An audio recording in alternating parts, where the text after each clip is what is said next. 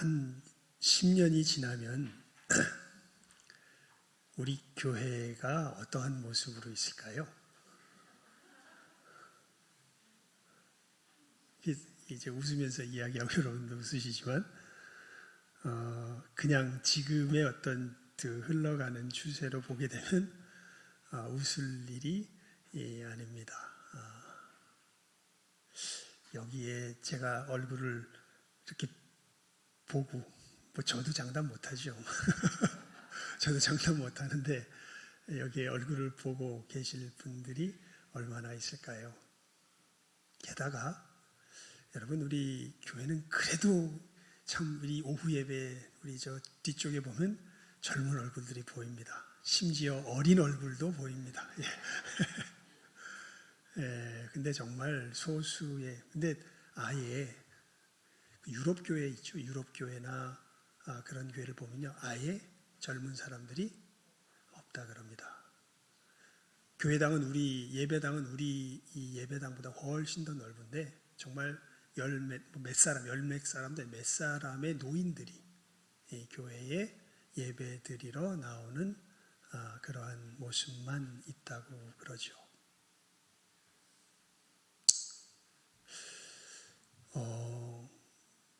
여러분 우리 교회는 대한민국 교회는 어떻게 될까요?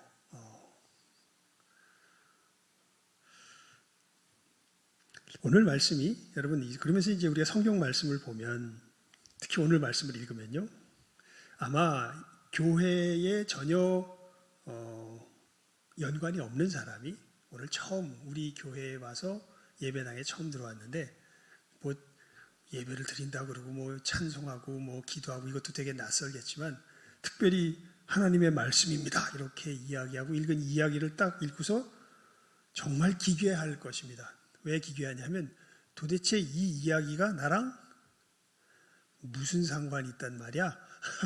이런 생각이 들 정도로 정말 어떻게 보면 얼핏 들으면 나랑은 전혀 상관없는 어떤 이야기입니까? 동떨어진 이야기를 읽고서 다들 눈을 초롱초롱하게 뜨고 강단을 바라보고 있는 모습을 보면서 도대체 저게 나랑 무슨 상관이 있는 이야기야? 아마 그렇게 생각을 하겠지요. 오늘 얘기 다시 한번 볼까요? 블레셋 사람.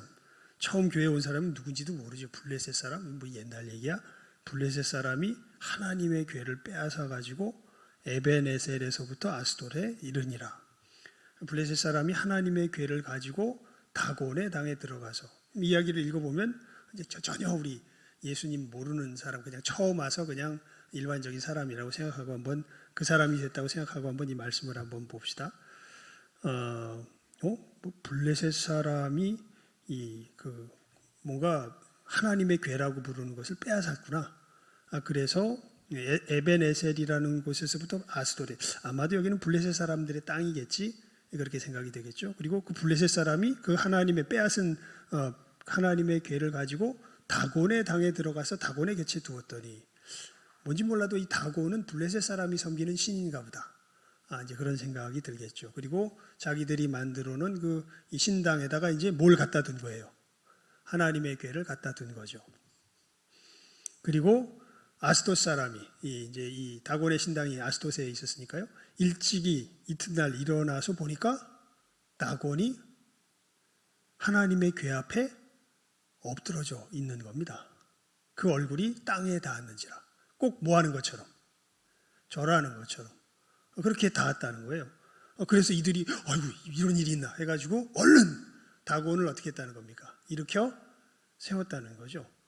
그랬더니 그 다음날 더 놀라운 일이 벌어졌다는 겁니다. 어떤 일이 벌어졌냐면 다시 일찍 일어나서 그 다곤의 신당에 가보니까 아예 다곤이 요 앞에 엎드러져 있는데 그냥 엎드러져 있는 것이 아니라 얼굴이 땅에 닿았고 머리와 두 손목은 끊어져 문지방에 있고 다곤의 몸뚱이만 남았더라.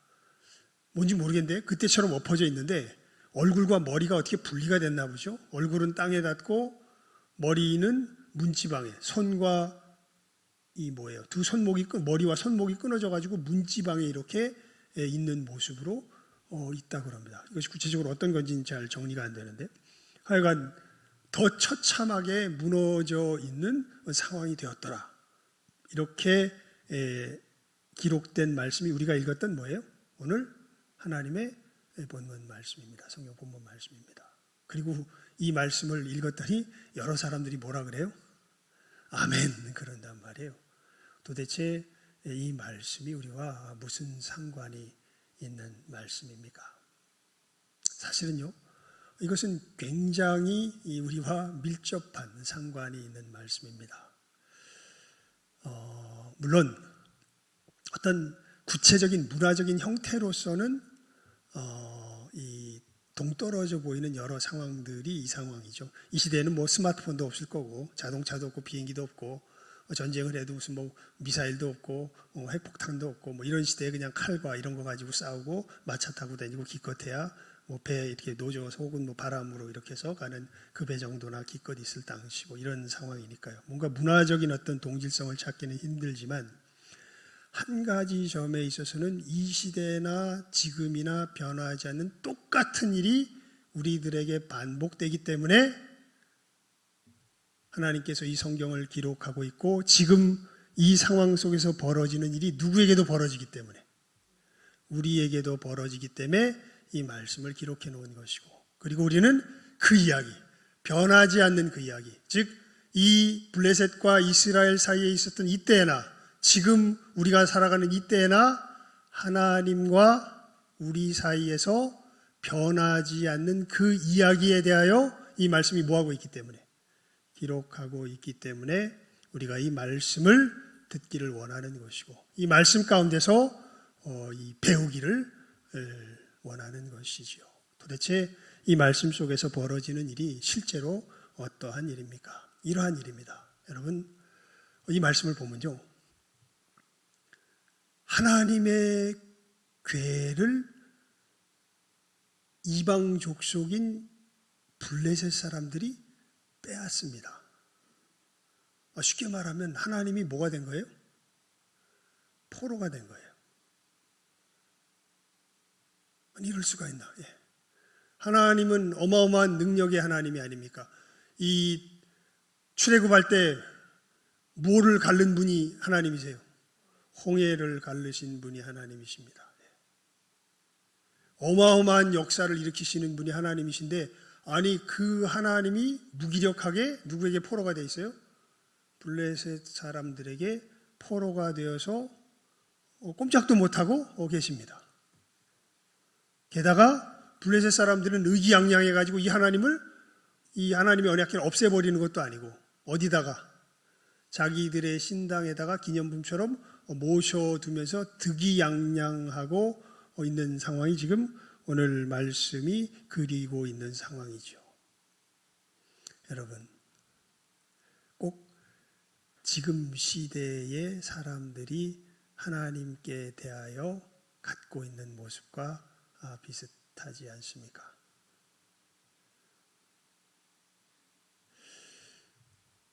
며칠 전에 유튜브에 보니까 돌 김용옥인가 하는 사람이 예수님은 실제로 누구인가? 뭐 그런 식의 강의를 수많은 중들을 모아다 놓고서 강의를 하고 있는 그런 유튜브 영상이 하나 있더라고요. 우리가 순수하게 역사적인 지평 안에서 이것을 살펴볼 때 예수님은 누구인가?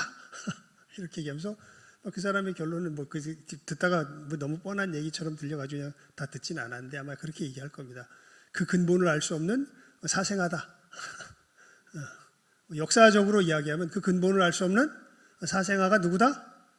예수다. 뭐 이렇게 얘기할 겁니다. 왜냐하면 이 돌 김용이라는 사람은 사실은 하나님을 실제로 믿는 사람이 아닙니다. 그냥 진화론을 믿는 사람이지요. 그렇게 돼서 자기의 어떤 이런 그 지식 속에서 예수님은 누구신가? 그렇게 되면 여러분 사람이 그냥 날 수 있습니까? 없습니까? 못 낳지요. 그러면 누군가 이 마리아와 뭐 정을 통해서 낳았을 텐데 그럼 그 누군가가 누굴까요? 모르겠다. 하여간 예수는 사생하다. 뭐 그런 식의 이야기를 틀림없이 하겠죠. 우리는 예수님을 누구시라고 그러십니까? 우리 예배 시간에마다 사실은 고백하죠. 누구시라고 그러죠? 예. 누구에게서 나셨다 그래요? 어떤 여자에게서 나셨다 그래요? 동정녀 마리아에게 나시고. 그 얘기는 무슨 얘기냐면 예수님은 누구를 통하지 않고 남자를 통하지 않고 직접 하나님의 역사 속에서 어떻게 되셨다는 거예요? 잉태되셨다는 거죠. 이게 말이 돼요? 일단 이런 것부터 이제 지금 시대에서는 이제 뭐 하기 시작해요? 우리의 신앙을 비웃기 시작해요. 말도 안 되는 그런 이 터무니없는 거를 그딴 거를 믿으라고 한다고? 이 멍청한 놈들아? 네. 여러분 블레셋 사람들이 하나님의 괴를 자기 다곤 신당에 갖다 놓고 뭐라 그러겠습니까? 예? 저게 무슨 뭐 옛날에 무슨 뭐 홍해를 갈랐다고 웃기는 소리 하지 마. 어디 그 조그만 바다가 무슨 뭐 이게 되면서 좀 갈라진 거 가지고 그랬겠지. 무슨 허풍은. 예. 여러분 지금 우리 시대가 하나님께 대해 지금 우리 뭐 시대까지 갈 것도 없이 여러분이 하나님께 대하여 품고 있는 생각은 어떻습니까? 하나님은 여러분 능력의 권능의 하나님이 정말 두렵고 떨립니까? 제가 그 고등학교 때요. 고등학교 3학년 때 오늘 나는 청년인 줄 알았어요. 저 2층에 누군가 새로운 청년이 왔나 보다. 요즘은 어떤 청년하고 고등학생하고 구분이 안 가네요. 나중에 알고 보니까 고등학생이었습니다. 우리 경태 친구가 경태가 교회 오자 그래서 데리고 온 모양이에요. 나는 근데 청년인 줄 알았어요. 청년인 줄 알고 그랬더니 제 친구예요. 이렇게 해가지고 알게 됐는데, 하여간 저도 고등학교 3학년 때 제 친구를 교회로 데려갔던 적이 있습니다. 전당포집 아들이었는데요. 예, 참 그 말썽 많은 아이였습니다. 예, 가출도 하고 막 그런 아이였는데, 근데 이 녀석을 데리고 교회에 갔더니요, 저 2층에 앉았었거든요. 이렇게 앉아서 예배 드리자고 하는데 똑바로를 못 앉는 거예요. 이렇게 앉아요. 그래서 야, 너 왜 똑바로 못 앉아? 내가 이렇게 물어보니까 무섭다는 거예요. 저 강단에서 목사님이 이 죄인아! 그러면 뭐가 번개가 확 쳐서 자기한테 확 올 것 같아서 너무 무서워서 똑바로 못 앉겠다는 거예요. 그래서 그다음부터 다시는 안 오더라고요. 근데 여러분 그 친구는 비록 이제 그 뒤에 제가 전도는 못했는데 그 뒤에 학교가 갈라지면서 어디로 갔는지 지금은 알 수는 없는데, 그 친구는 그렇지만 비록 하나님께 대한 어떤 마음이 있어요? 두려워하는 마음이 있습니다. 그런데 지금 제가 이렇게 그 친구를 보니까 두려워하는 마음은 전혀 없는 것 같아요. 그러니까 그냥 되게 하나님이 어떻게 해요? 만만하죠. 근데 제가 이러한 느낌을요, 단지 불신자들에게만 받는 것이 아니라 소위 교회에서 신앙생활을 한다고 하는 사람들에게도 똑같이 받습니다. 여러분 하나님이 두려운 분이십니까? 사도 바울이 빌립보서 2장 14절인가요? 두렵고 떨림으로 너희 구원을 이루라, 이렇게 말씀하시는데, 여러분 하나님 앞에 나오는 것이, 예배 시간에 하나님 앞에 서 있는 것의 기본적인 자세가 두렵고 떨림이 있습니까?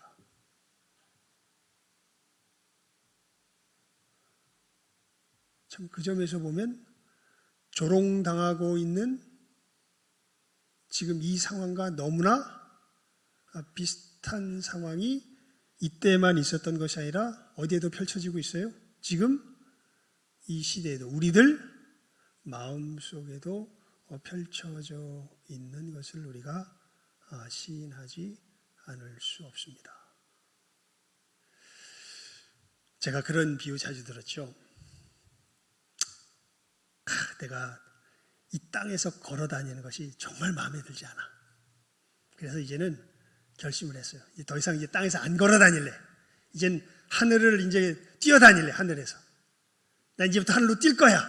이제 마음을 굳게 먹고 난 더 이상 이 땅에서 걸어 다니는 비굴한 삶은 안 살 거야. 나는 뛸 거야. 그래가지고 저기 롯데빌딩 꼭대기로 올라가서 이제 당당한 포부를 하늘에다 외치고 나는 뛰겠다! 이러고 거기서 펄쩍 뛰면 어떻게 될까요? 네? 펄쩍 뛰면 어떻게 되죠? 아니, 난 싫은데 더 이상 이거 내 마음에 안 들어. 이 땅에서 이렇게 걸어 다니는 거 이거 내 마음에 안 들어요. 난 이제 날아다닐 거야. 예. 난 날아야겠어요. 예. 뛰면 어떻게 됩니까? 죽지요. 예. 내가 마음 먹는 대로 되는 세상이 이 세상이 아니지요. 예. 내게 보여지는 대로 파악되는 곳이 이 세상이 아니지요. 돌이 아무리 무슨 하버드 대학에서 무슨 공부를 하고 박사학위를 몇 수십 개를 따고 해도 그 사람이 찌꺼러지는 대로 하나님께서 일컬어지시는 분이 아니지요.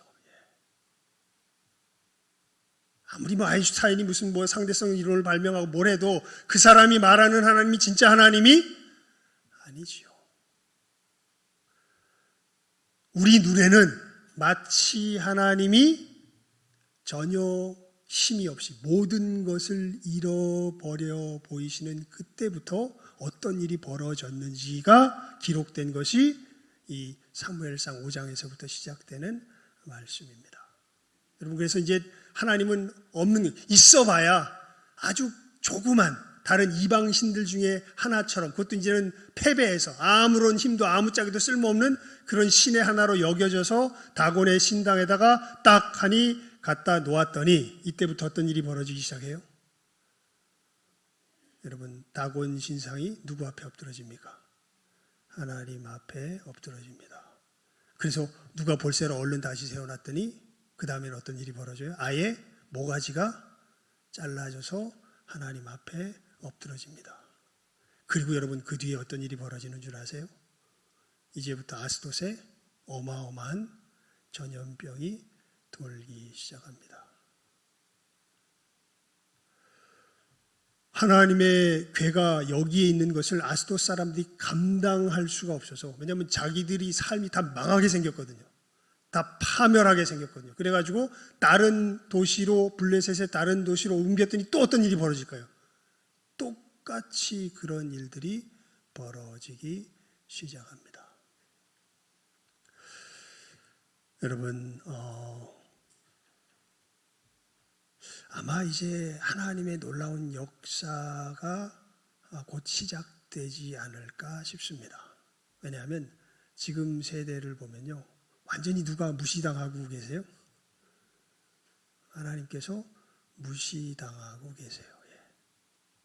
그리고 그 일에 대해서 이미 하나님의 백성들도 이렇게, 왜 하나님이 무시당하냐면요, 하나님의 뜻 가운데 거하는 백성들이 아예 지금은 없어요. 이스라엘도 누구를 하나님으로 여기질 않습니다. 하나님을 이방신들과 똑같은 존재로 여겨가지고, 하나님이 왜 사실은 여기에 와 계시냐면요, 앞에 이야기를 읽어보면 이스라엘이 블레셋하고 전쟁하러 나왔는데 져요. 지고 나서 뭐라 그러냐면요, 야, 우리들 가운데 하나님이 없어서 그래. 그래가지고 하나님을 억지로 그냥 언약궤를 갖다 놓고서, 자기들 가운데 갖다 놓고서, 이제 우리들 가운데 누가 있으니까? 하나님이 있으니까 우리 어떻게 할 거야? 이길 거야. 첫 번째 전쟁에서는 4,000명이가 죽었는데요, 하나님의 언약궤를 갖다 놓고서 두 번째 전쟁을 치렀을 때는 3만 명이가 죽습니다. 어마어마한 대패를 하고, 그때 이스라엘이 뭘 빼앗겨요? 하나님의 언약궤를 빼앗겨요. 그래서 성경을 가만히 연구한 믿음의 교사들이 뭐라 그러냐면, 하나님이 이스라엘이 꼴이 보기 싫어서 가출하셨다, 이렇게 표현합니다.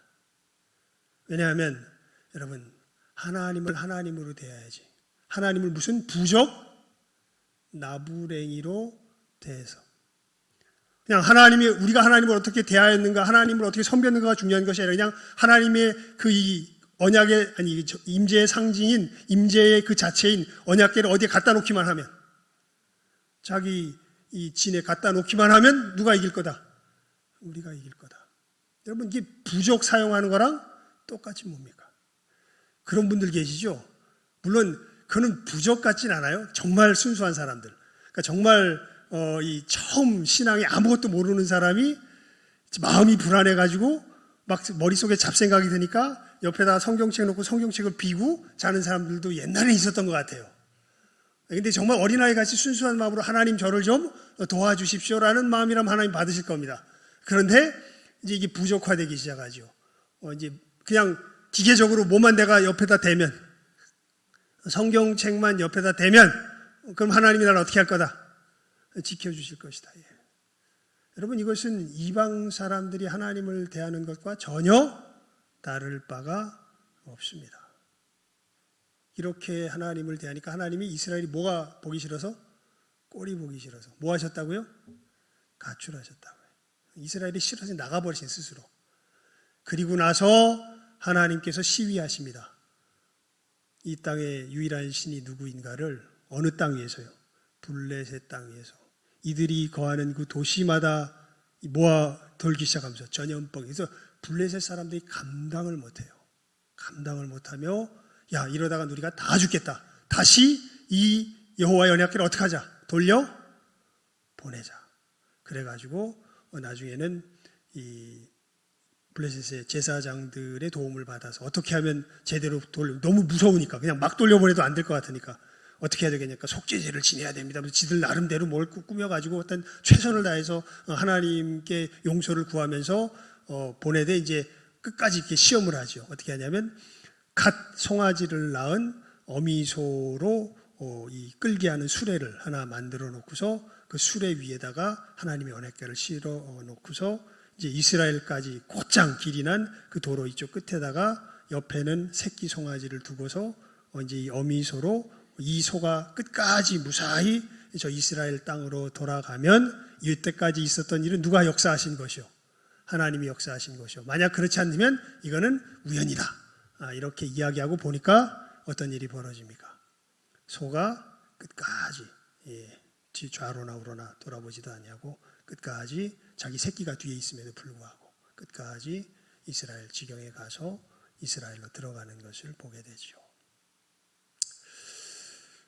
여러분, 하나님이요 오래 참으시는 것은 우리를 구원하시기 위하셔서 오래 참으시는 것이지 하나님께서 능력이 없으셔서 그리고 하나님께서 공의를 분별하지 못하셔서 오래 참으시는 것이 아닙니다. 참는 게 아니라 그냥 가만히 계신 것이 아닙니다. 여러분, 정말 성경이 우리들에게 놀랍게 이야기하는 것이 있어요.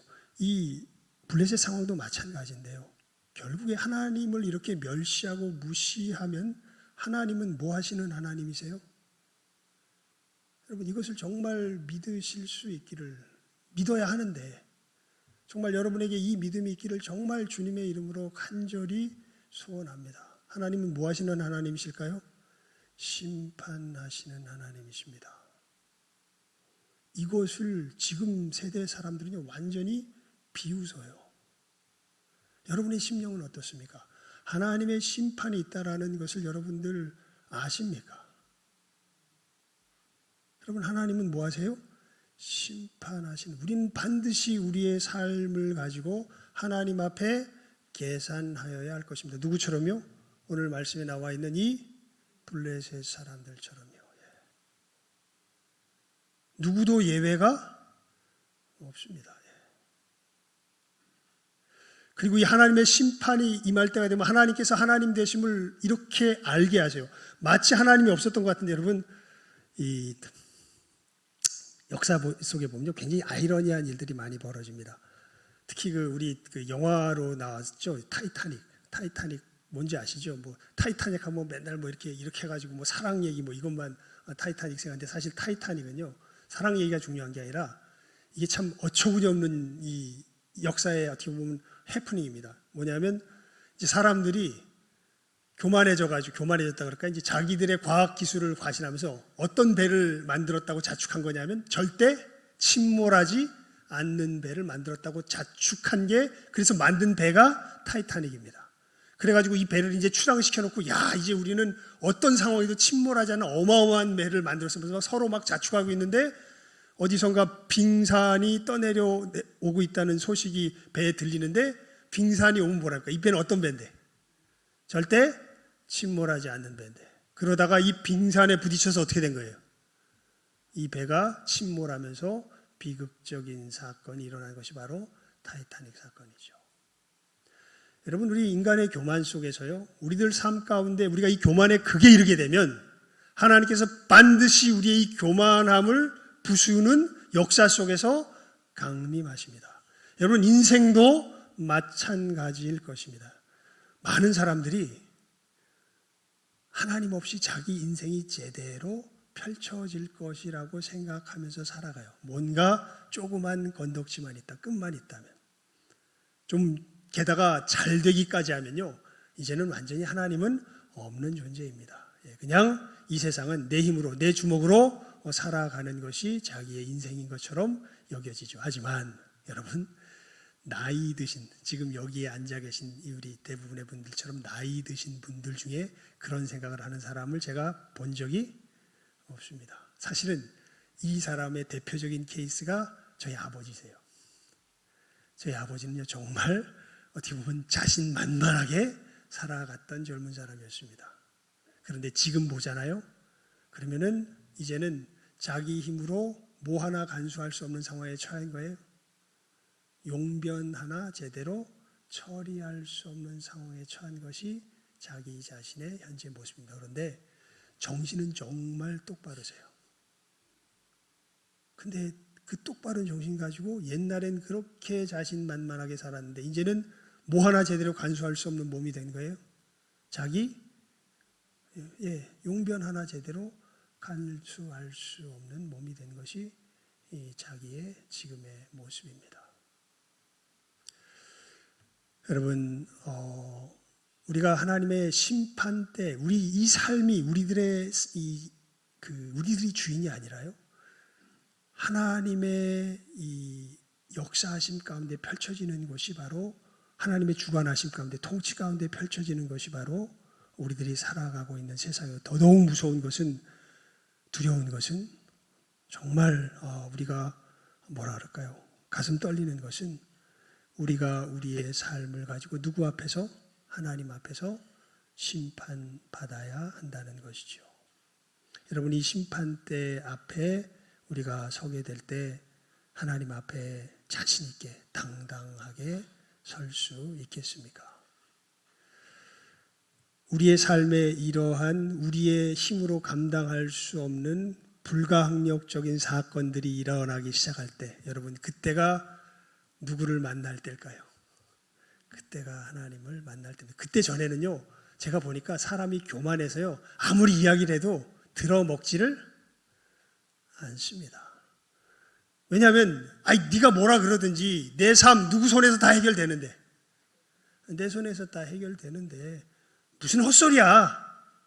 그런데 어떤 상황이 벌어지기 시작해요? 이 다곤신당에 들어가 있는 하나님의 괴가 다곤신을 부서뜨리기 시작하는 사건이 일어나기 시작합니다. 우리의 삶 속에 여러 가지 우리가 감당할 수 없는 여러 불가항력적인 일들이 일어나기 시작합니다.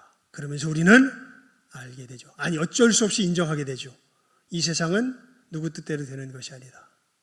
내 뜻대로 되는 것이 아니다. 내 생각대로 되는 것이 아니다. 이 세상을 통치하고 계시고 주관하고 계시는 분이 있으시다. 그리고 그분 앞에 우리는 뭘 당할 것이다? 심판을 당할 것이다. 여러분, 이 사실을 분명하게 깨달아 아실 수 있길 바랍니다. 특별히 저는 우리 오후 예배 시간에요, 이 복음의 메시지가 끊임없이 선명하게 선포되기를 바랍니다. 그러니까 이러한 메시지를 요즘은 교회 내에서도 잘 안 전하는 것 같아요. 이게 정말 우리들의 신앙의 가장 근본 중에 근본이거든요. 여러분, 이 하나님의 심판 앞에서 우리가 벗어날 수 있는 그 길이 어디에 있습니까? 우리 주 예수 그리스도의 십자가 외에 없는 것이지요. 왜냐하면 이 하나님의 심판은 우리의 심령과 마음을 살피는 것이요, 우리의 심령과 마음 속에 하나님 앞에서 어떠한 길을 걸어가야 하는지를 우리 양심이 알고 있기 때문에 그렇습니다. 근데 누구도 이 양심에 맞춰서 이 하나님 앞에 걸어가야 할 길을 제대로 걸어간 사람이 있습니까? 없습니까? 없습니다. 그런 우리가 어떻게 하나님의 심판을 벗어날 수 있을까요? 그런데 그런 우리를 하나님이 뭐 하셨다고요? 사랑하셨다고요. 그러니까 하나님은 우리를 심판하셔야 되는데 이게 성경이 우리들에게 가르치는 너무나 놀라운 이야기입니다. 그런 하나님은 반드시 우리를 사랑하시지만 뭐 하셔야 돼요? 심판하셔야 돼요. 왜냐하면 하나님은 공의의 하나님, 우리 양심이 합니다. 여러분, 우리는 재판장을 찰 때 늘 어떤 재판장을 찾습니까? 늘 어떤 정치적인 사건을 이야기할 때 저 사람이 뭐하다고 계속 공격합니까? 저 사람이 불공정하다고. 그리고 그러면서 우리는 본능적으로 누구를 찾아요? 공정한 재판장을 찾습니다. 그런데 진짜 공정한 재판장이 서면 제일 낭패 볼 사람이 누굴까요? 진짜 공정한 재판장이 서 있다면요, 제일 낭패 볼 사람이 누굽니까? 나지요. 저 사람이 아니라 누구예요? 나지요. 진짜 공정하다면 내가 견딜 수가 없습니다. 그런데 우리 양심이 알아요. 그 재판장이 나를 뭐 하실 거라는 걸? 심판하실 것이라는 걸. 이 다음엔 정말 저희들 막막한데 성경이 우리들에게 알려주는 놀라운 소식이 그겁니다. 근데 그 재판장이 우리를 뭐 하셨다? 사랑하셨다. 그래서 우리가 그 재판에서 구원받을 수 있는 길을 누가 여셨다? 그 재판장께서 여셨다.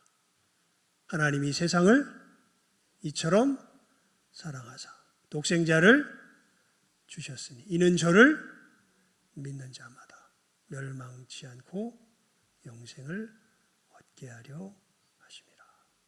여러분, 하나님은 반드시 죄인을 벌하셔야 해요. 그런데 하나님께서 예수님을 보내셔서 우리는 그 죄값을 감당할 수 없기 때문에 예수님이 우리를 그건 어떻게 했는지 그건 신비해요. 몰라요. 하지만 그렇게 하셨대. 여러분, 밥 먹으면 어떻게 그것이 우리들에게 피와 살이 되는지 알아요? 몰라요? 의학을 잘하는 사람은 많이 알 거고 우리들은 그냥 몰라. 하지만 뭐 의학을 알든지 의학을 모르든지 한 가지 사실은 다 알아. 뭐냐면 배고프면 뭐 먹으면 된다는 거, 밥 먹으면 된다는 거 다 알아요. 그러면 돼. 마찬가지로 우리가 하나님 앞에서 어떻게 예수님께서 우리의 죄를 대속했는지 그것을 어떤 과정을 통해서 됐는지는 성경을 많이 아는 사람과 조금 아는 사람 차이가 있을 거예요. 많이 아는 사람 좀 더 자세하게 알 거고 조금 아는 사람은 뭐 자세히는 잘 몰라. 하지만 성경이 분명하게 우리들에게 이야기합니다. 예수님께서 우리를 자기 몸이 되게 하셔서 우리가 치루어야 할 죄값을 누가 다 치르셨다고? 예수님께서 다 치르셨다고. 그래서 그 예수님을 영접하기만 하면, 맞아들이기만 하면 내가 치루어야 할 모든 죄가 하나님 앞에서 어떻게 되고? 다 치루어지고 내가 하나님 앞에 어떻게 된다고? 의롭게 된다고. 그게 누가 오신 목적이라고? 예수님께서 오신 목적이라고. 그래서 그 예수님을 믿으라고. 그 예수님을 믿으면 우리의 죄에서 건짐받고 진정한 하나님 나라의 참된 백성이 될 수 있다고. 그게 교회가 전하는 뭐예요? 복음이에요. 교회는 늘 교회의 됨을 뭐를 통해서, 뭐를 표시로 해서 보여주죠? 사람들에게? 십자가를 통해서 보여줍니다. 십자가에서 어떤 일이 벌어진 겁니까? 대속의 사건이 일어난 거죠. 대속. 대신 값을 치르신 사건. 그렇게 우리는 하나님 앞에 온전히 설 수 있다는 것. 여러분, 여러분의 삶이 무너지기 시작하십니까? 예전에는 뭔가 내 손에서 다 이루어졌는데, 그 기독교인들도 마찬가지. 제가 볼 때 진짜 신앙에 철들기 시작할 때는 언제냐면요, 내 손에서 모든 일이 이루어질 때가 아닙니다. 내 손에서 모든 일이 어떻게 될 때 오히려 박살나기 시작할 때, 부서지기 시작할 때 진짜 기독교인이 되기 시작해요. 이러한 죄 가운데 내가 건짐받을 수 있는 길이 누구밖에 없다? 우리 주 예수 그리스도밖에 없다. 그리고 예수 그리스도 안에서 우리는 하나님의 백성이 되며 참으로 놀라운 생명의 길을 걷게 된다라는 것이 교회에 전하는 메시지이고, 여러분들 이 말씀을 분명하게 마음 가운데 새기며 오히려 우리의 삶의 여러 가지 상황들이 부서져 내리고 무너져 내릴 때, 이때가 바로 내가 하나님을 만날 때임을 깨달아 알고 하나님 앞에 나아갈 줄 아는 이 시간 함께하는 우리 모든 귀한 영혼들 다 될 수 있기를 주님의 이름으로 축원을 드립니다. 기도하겠습니다. 하나님 아버지, 저희들이 이 시간 참으로 전혀 관계없어 보이는 오늘의 말씀이 우리와 어떤 관계에 있는지 교훈하여 주시니 감사를 드리옵나이다. 하나님, 진실로 하나님이 하찮아 보이고 아무것도 아닌 것처럼 보일 때 하나님께서 오히려 일하시기 시작하시며 하나님이 진실한 이 세상의 주권자시오 이 세상의 주인 되심을 보여주시기 시작하심을 오늘 말씀을 통하여서 보게 됩니다. 하나님, 참으로 자기가 성공할 때는 하나님, 이 세상이 하나님의 것인 줄 알지 못하였던 영혼들 많이 있는 줄 압니다. 하지만 하나님의 역사 속에서 이제 자기의 삶이 무너져 내리기 시작하는 것을 바라볼 때에 지금이야말로 하나님 앞에 나아가야 할 때, 하나님을 만나야 될 때임을 깨달아하는 복이 임하게 하여 주시옵소서. 하나님, 그 속에서 우리가 하나님의 심판대 앞에 서게 됨을 깨달아 알게 하시고, 하나님이여 진실로 우리가 그 심판에서 벗어날 수 있는 유일한 길이 우리 주 예수 그리스도의 은혜의 복음인 것을 깨달아 알며 하나님, 이 귀한 생명 가운데 참으로 거할 수 있는 이 시간 함께하는 모든 귀한 영혼들 다 되게 하여 주시기를 간절히 바라옵고 소원하옵고 축복하오며 모든 것 예수님의 이름으로 기도드리옵나이다. 아멘. 오늘 우리 구역장 모임은 없지 않고 잠시 정말 이게 바로 끝나자마자 한 1, 2분 정도만 모이겠습니다. 왜냐하면 좀 얘기를 해드려야 될 것 같아요. 1, 2분 정도만 모이고 그 다음에 우리 동시에 이제 우리 그 임직 후보 모임을 예배 후에 임직 후보들은 잠시 한 1, 2분만 기다리시면 됩니다. 우리 1층에 모여서 이제 제가 또 말씀드릴 것이 있으니까요. 임직 후보들 모여주시면 되겠습니다. 다른 광고들은 많은데요. 여러분들 주보를 참조하시면 되겠습니다. 이상 광고를 마치겠고요. 우리 찬송가 330장 우리 찬송 드리고 주기도문으로 예배 마치도록 하겠습니다.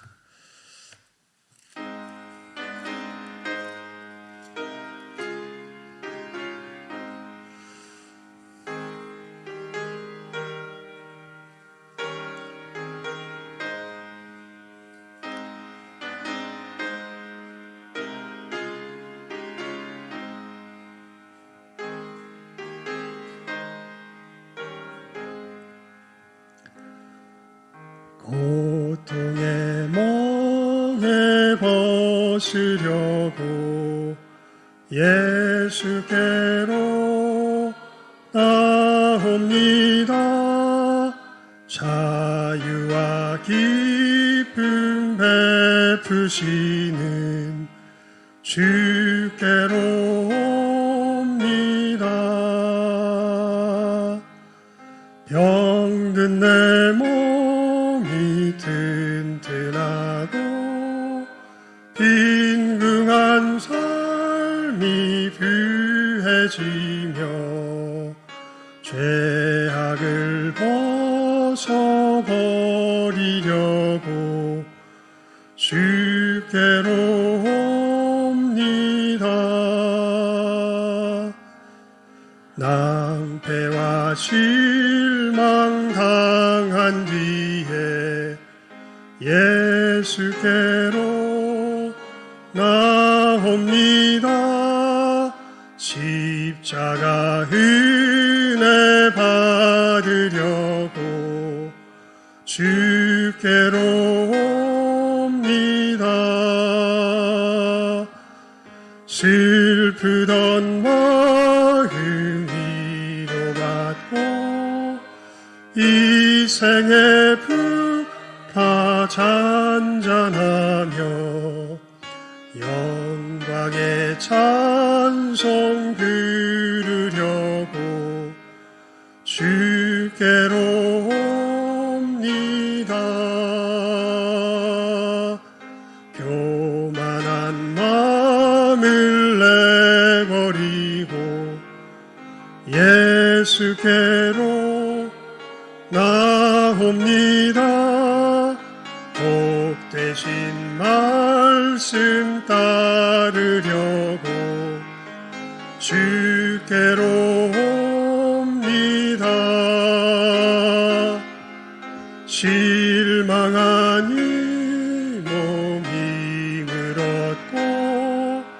예수의 크신 사랑받아 하늘의 기쁨 맛보려고 주께로 옵니다. 죽음의 길을 벗어나서 예수께로 나옵니다.